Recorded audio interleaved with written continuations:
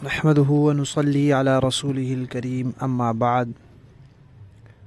ترجمے والے قرآن پاک کا صفحہ نمبر 1057، 29واں پارہ، سورہ قلم، ابتدائی 16 آیات۔ اعوذ باللہ من الشیطان الرجیم، بسم اللہ الرحمن الرحیم۔ نون والقلم وما يسطرون ما أنت بنعمة ربك بمجنون وإن لك لأجرا غير ممنون وإنك لعلى خلق عظيم فستبصر ويبصرون بأيكم المفتون إن ربك هو أعلم بمن ضل عن سبيله وهو أعلم بالمهتدين فلا تطع المكذبين ودوا لو تدهن فيدهنون ولا تطع كل حلاف مهين هماز مشاء بنميم مناع للخير معتد أثيم عتل بعد ذلك زنيم أن كان ذا مال وبنين إذا تتلى عليهم آياتنا قال أساطير الأولين سنسمه على الخرطوم صدق اللہ العظیم۔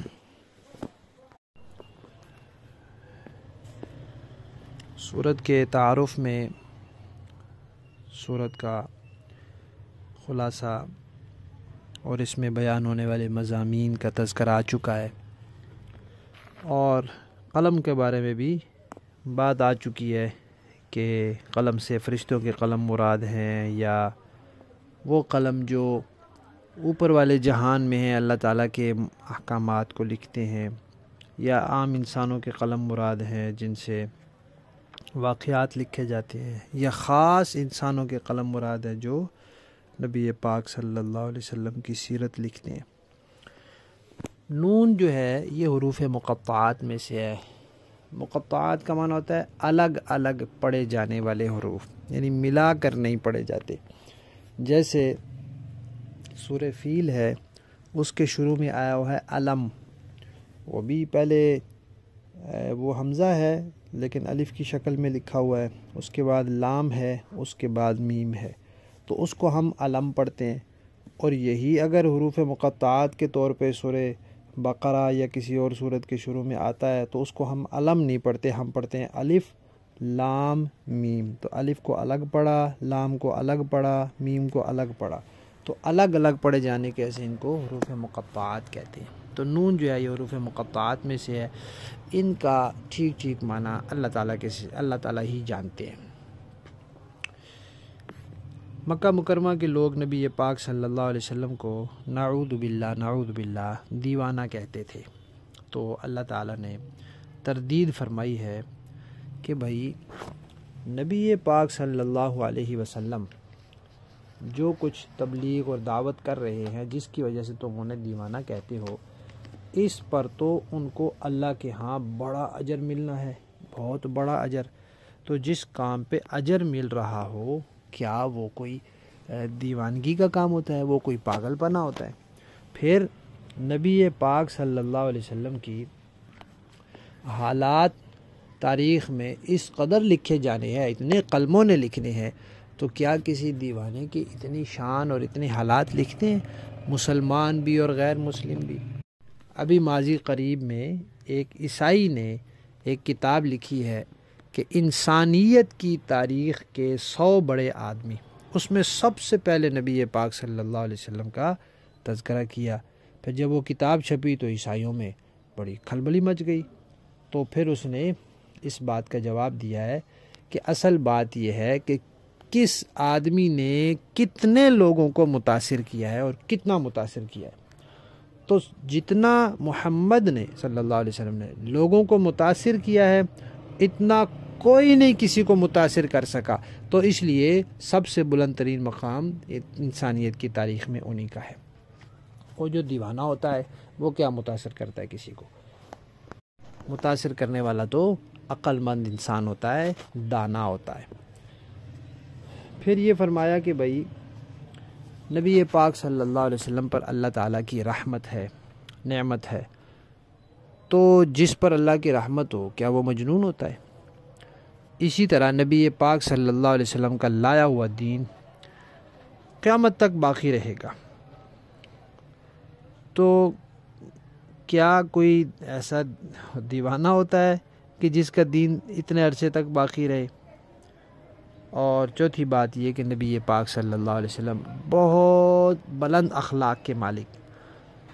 ایسی بلندی پر کہ اس بلندی تک اور کوئی نہیں پہنچ سکتا، تو کیا انسانیت کی تاریخ میں کوئی ایسا پاگل بھی ہے، ایسا دیوانہ بھی ہے جو اتنے عمدہ اخلاق والا اور اتنی خوبیوں والا ہو؟ تو اصل بات یہ ہے کہ نہ نبی پاک صلی اللہ علیہ وسلم دیوانہ ہیں، نہ ان کی باتیں دیوانگی والی ہیں، یہ صرف کافروں کا ضد اور تعصب کی وجہ سے ان کو ایسا کہتے ہیں۔ اور یہ جو مکہ والے کہہ رہے ہیں اس کو بھی عن قریب دنیا دیکھ لے گی اور دنیا کو پتہ چل جائے گا کہ تم میں سے کون دیوانہ ہے اور کس کی باتیں جو ہیں وہ پاگلوں والی ہیں۔ اللہ تعالیٰ تو خوب جانتے ہی ہیں کہ تم لوگوں میں سے کون صحیح راستے پر ہے اور کون راستے سے بھٹکا ہوا ہے۔ اصل بات یہی تھی کہ مشرکین کو کوئی بہانہ چاہیے تھا کہ لوگوں کو نبی پاک صلی اللہ علیہ وسلم سے دور رکھا جائے، جیسے آج کل لا علم اور جاہل اور بے پڑھی لکھی عوام کو اہل حق سے دور رکھنے کے لیے لوگوں نے ایک حربہ سوچا ہوا ہے کہ یہ گستاخ رسول ہیں، یہ ناپاک ہیں، یہ پلیت ہیں۔ کیوں؟ تاکہ لوگ ان کے قریب نہ آئیں۔ لوگ ان کے قریب آئیں گے تو ان کو صحیح باتیں سمجھ میں آئیں گی، اور اتنا تعصب برتتے ہیں کہ اگر اہل حق میں سے کوئی ان کی مسجد میں چلا جائے تو کہتے ہیں جی مسجد کو دھو، کیونکہ یہاں وہابی آ گیا تھا، تو مسجد کو بھی دھوتے ہیں تاکہ لوگوں کے دل میں ان کی نفرت بیٹھ جائے اور لوگ ان کے قریب نہ جائیں۔ پھر بھی جو آدمی قریب آتا ہے، اہل حق کی کتابیں پڑھتا ہے، ان کے بیانات سنتا ہے، ان کی مجالس میں بیٹھتا ہے، تو اس کو معلوم ہوتا ہے کہ یہ لوگ نہ نبی کے گستاخ ہیں اور نہ ان کی باتیں گستاخی والی ہیں، یہ تو ان پر محض الزام ہے۔ اس کی وجہ کیا ہے کہ اہل حق جو ہے وہ اہل بدعات کی تردید کرتے ہیں، ان کی مخالفت کرتے ہیں، اور ان بدعات کو کسی طرح بھی چلنے نہیں دیتے، اور اگر یہ ڈھیلے پڑ جائیں ان کی بدعات کو قبول کرنے لگ جائیں جیسا کہ کچھ لوگ کرتے ہیں، تو اہل بدعت بھی پھر ان کو گلے لگاتے ہیں، ان کے ساتھ مل جاتے ہیں۔ تو مشرکین مکہ بھی یہی کہتے تھے کہ آپ ہمارے خداؤں کو برا بھلا نہ کہیں، اور اگر آپ کہتے ہیں تو پھر ان کا رویہ وہی تھا، کبھی دیوانہ کہنا ہے تو کبھی کیا کہنا ہے۔ مکہ میں ایک آدمی تھا ولید بن مغیرہ، اور بڑا مال تھا اس کا، اس کے 10 بیٹے تھے اور لمبا چوڑا اس کا کاروبار تھا، لیکن بدنام تھا اور برائیوں کا وہ گڑھ اور مجمع تھا، پوٹلی تھا کہہ لیں، عیوب کی اور خرابیوں کی اور خامیوں کی۔ اس کی کوئی وقعت اور کوئی عزت نہیں تھی، لیکن اپنی اولاد اور مال کے ذریعے وہ رعب جماتا تھا۔ 10 بیٹے تھے اس کے، 10 کے 10 مجلس شورا کے رکن تھے، جیسے کہہ لیں آج کوئی آدمی اور اس کے 10 بیٹے ہوں اور 10 کے 10 قومی اسمبلی کے ممبر ہوں، تو ظاہر بات ہے کہیں گے جی 5 انگلیاں گھی میں اور سر کڑھائی میں، تو وہ اس کی وجہ سے رعب جماتا تھا۔ تو اس نے نبی پاک صلی اللہ علیہ وسلم کے بارے میں کہا کہ یہ دیوانے ہیں، اس سے بچو۔ تو اللہ تعالیٰ نے پھر کہا کہ نبی پاک صلی اللہ علیہ وسلم تو دیوانے نہیں ہیں، لیکن یہ ایسا ہے، یہ ویسا ہے، یہ بات بات میں قسم کھاتا ہے، یہ جھوٹا ہے، لوگوں میں اس کی کوئی وقعت نہیں ہے، یہ لوگوں کو تانے دیتا ہے، یہ لوگوں میں تیلیاں لگاتا ہے، یہ اچھے کاموں سے روکتا ہے، یہ شرارتوں میں حد سے بڑا ہوا ہے، یہ گناہ کرتا ہے، یہ اجڑ اور بد مزاج اور سخت مزاج ہے، اور آخر میں کہہ دیا کہ یہ بدنام بھی ہے، یعنی اس کا نسب بھی کوئی نہیں صحیح، اور یہ ایسا ویسا ہو کر یہ نبی پاک صلی اللہ علیہ وسلم کو تانے دیتا ہے۔ تو اللہ تعالیٰ نے ایسی سخت مذمت کسی اور کی نہیں کی جیسے اس کی ہے۔ اس کے بارے میں یہ بھی آتا ہے کہ اس کے 3 بیٹے مسلمان ہو گئے تھے، جن میں مشہور جو ہیں وہ حضرت خالد بن ولید رضی اللہ تعالیٰ عنہ ہے، باقی سارے کے سارے کافر رہے تھے۔ ابتدا میں جب یہ 18 سال کا تھا تو 18 سال کی عمر تک کسی کو اس کے باپ کا پتہ نہیں تھا کہ کس کا بیٹا کس کا یہ، کیونکہ حلال کا تو نہیں تھا۔ 18 سال بعد جا کے مغیرہ نے کہا کہ یہ میرا بیٹا ہے اور میں نے اس کی ماں کے ساتھ برائی کی تھی تو یہ پیدا ہوا ہے، تو پھر اس کے بعد سے اس کا نام ولید بن مغیرہ مشہور ہوا۔ قرآن پاک نے لفظ بولا ہے زنیم کا، تو خبیث الاخلاق کو بھی کہتے ہیں اور جو حقیقتاً حرام زادہ ہو اس کو بھی کہتے ہیں۔ لفظی معنی دیکھیے، نون والقلم قسم ہے قلم کی، وما اور ان فرشتوں کی، یسطرون جو لکھتے ہیں، او فرشتوں کی نہیں، اس چیز کی جو وہ فرشتے لکھتے ہیں یا جو بھی لکھتے ہیں، وما اور اس چیز کی، یسترون جو وہ لکھتے ہیں۔ ما انتا نہیں ہے آپ، بنعمت ربکا اپنے رب کے فضل سے، اپنے رب کی نعمت سے، بمجنون مجنون، وَإِنَّ اور بے شک، لَكَ آپ کے لیے، لَأَجْرًا البتہ اجر ہے، غیر ممنون جو ختم ہونے والا نہیں ہے، وَإِنَّكَ اور بے شک آپ، لَعَلَىٰ خُلُقٍ اخلاق پر ہیں، عظیم بڑے، فَسَتُبْصِرُ ان قریب آپ دیکھ لیں گے، وَيُبْصِرُونَ اور وہ بھی دیکھ لیں گے، بِأَيُّكُمْ کہ کون ہے تم میں سے، المفتون دیوانہ، ان ربک بے شک آپ کا رب، ہوا وہ، اعلم خوب جانتا ہے، بمن اس کو، ضل جو بھٹک چکا ہے، عن سبیلی اس کے راستے سے، وہوا اور وہ، اعلم اس کو بھی خوب جانتا ہے، اور وہ خوب جانتا ہے، بالمہتدین ہدایت والوں کو بھی، صحیح راستے والوں کو بھی جانتا ہے، بھٹکے والوں کو بھی جانتا ہے۔ فلا تطع لہذا آپ کہنا نہ مانے، المکذبین جھٹلانے والوں کا، جو کہتے ہیں کہ ہمارے بتوں کے بارے میں تھوڑی نرمی کر لیں۔ آج کل لوگ کہتے ہیں جی ہماری بدعات اور غلط عقیدوں کے بارے میں تھوڑی نرمی کر لیں، تو ایک ہوتی ہے مداہنت، تو یہ مداہنت سے سارا دین کا بگاڑ ہو جاتا ہے کہ بھئی نرمی کر لینا ایسی کہ جس سے پھر حق اور باطل میں فرق ختم ہونے لگ جائے، صحیح اور غلط کا فرق ختم ہونے لگ جائے، اہل حق اور اہل باطل کا فرق ختم ہونے لگ جائے۔ لوگ کہیں یہ تو اکٹھے جلسے کرتے ہیں، اکٹھے بیٹھتے ہیں اور اکٹھے کھاتے پیتے ہیں، تو پھر ان میں غلط صحیح تو نہ رہا کوئی۔ ودو وہ چاہتے ہیں، لو تدہنو کاش کہ آپ ڈھیلے ہو جائیں، آپ نرمی کریں، فیدہنون تو پھر وہ بھی نرمی کریں، ولا تطع آپ کہنا نہ مانے ان کا، کل ہر اس شخص کا، حلاف جو بڑی قسمیں کھانے والا ہے، مہین بے وقعت ہے، حماز عیب نکالنے والا ہے، مشائن پھرنے ٹرنے والا ہے، بنمیم چغلیوں کے ساتھ، مناع روکنے والا ہے، للخیر خیر کے کاموں سے، معتدن حد سے بڑا ہوا ہے، اثیم گناہگار ہے، عتل سخت مزاج ہے، بعد ذالک اور اس سب کے بعد، زنیم وہ ولد الزنا اور حرام زادہ بھی ہے، ان کانا اس لیے کہ وہ ہے، ذا مال مال والا، و بنین اور اولاد والا، اذا تتلا جب پڑھ کر سنائی جاتی ہیں، علیہ اسے، آیاتنا ہماری آیات، قالا تو کہتا ہے، اساطیر الاولین یہ تو کہانیاں ہیں پچھلے لوگوں کی، سنسمہ ان قریب ہم داغ دیں گے اسے، علی الخرطوم ناک پر، سونڈ ہے، سونڈ سے مراد ناک ہے، تو ایک اس سے مراد ہوتا ہے حقیقی طور پہ ناک پہ نشان لگنا کہ واقعی اس کی ناک پہ نشان لگ جائے گا جس سے وہ برا لگے گا، اور ایک ہوتا ہے بدنام ہو جانا، کہتے ہیں اس کی ناک کٹ گئی تو مطلب بدنام ہو گیا،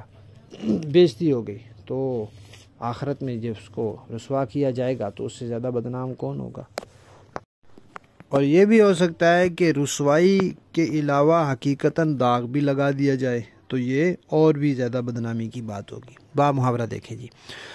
نون والقلم وما يسطرون ما انت بنعمت ربك بمجنون،